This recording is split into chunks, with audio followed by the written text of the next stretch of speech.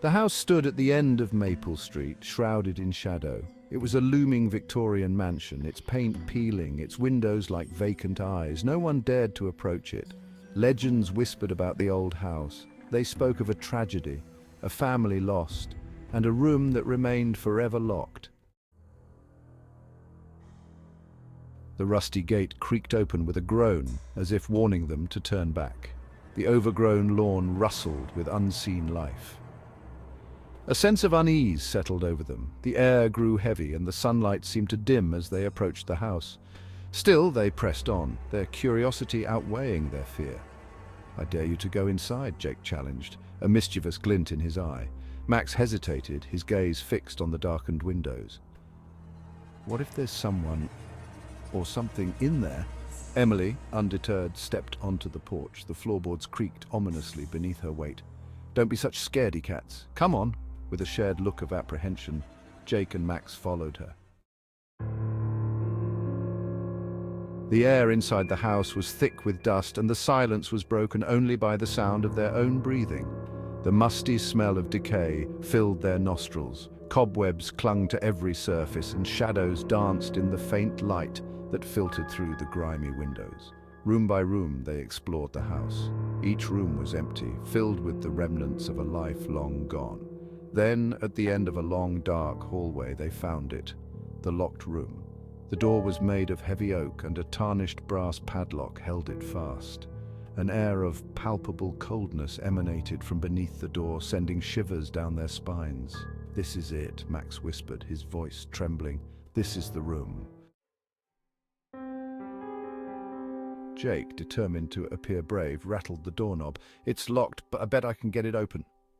He pulled a rusty nail from his pocket and began to pick at the lock.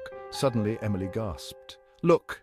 She pointed to a dusty, full-length mirror leaning against the wall, its ornate frame covered in cobwebs. The mirror was strangely clear, reflecting their images with perfect clarity, but there was something odd about the reflection. It was distorted, as if the mirror itself was alive. "Whoa, that's creepy," Jake muttered, stepping back from the door.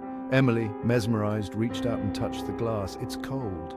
She began to wipe away the dust, revealing the mirror's surface. A low hum filled the air. The temperature in the hallway plummeted.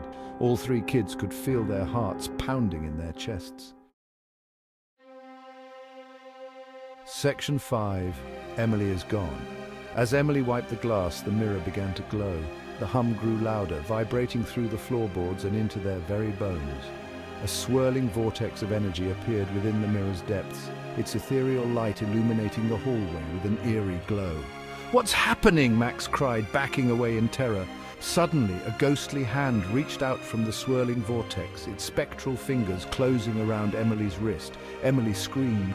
She tried to pull away, but the grip was too strong. "Help me!" she pleaded, her voice filled with terror. Jake lunged forward to grab her, but it was too late. With a blinding flash of light and a deafening roar, Emily was gone, pulled into the mirror's depths. The vortex vanished, leaving behind only the faintest whisper of cold air. Section 6. "Escape, Emily!" Max screamed, his voice echoing in the sudden silence. He ran to the mirror, pressing his hands against its cold surface, but there was no sign of her. She was gone. Jake stood frozen in place, his face ashen, his eyes wide with horror. He couldn't believe what he had just witnessed. Emily had vanished into thin air. "We have to get out of here!" Max shouted, grabbing Jake's arm and pulling him away from the mirror. They ran, their footsteps pounding on the wooden floor, their hearts hammering in their chests. They didn't look back. They didn't dare to see if something was following them. Section 7. The search. They burst out of the house and into the bright sunlight, gasping for breath.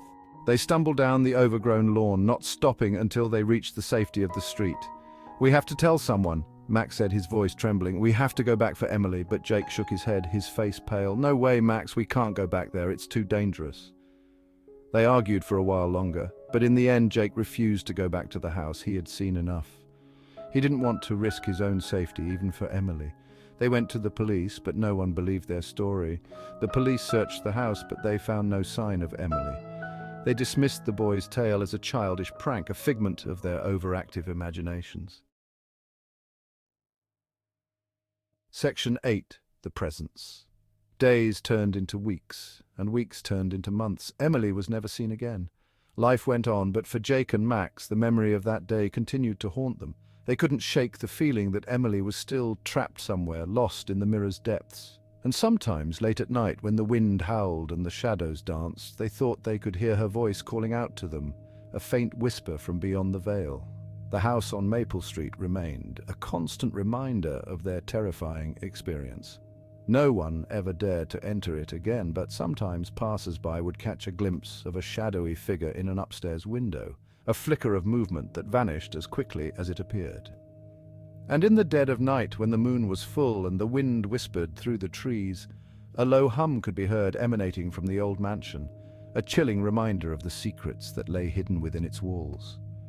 The room remained locked, the mirror stood silent, and the mystery of Emily's disappearance lingered, a ghostly presence that haunted the dreams of those who dared to remember.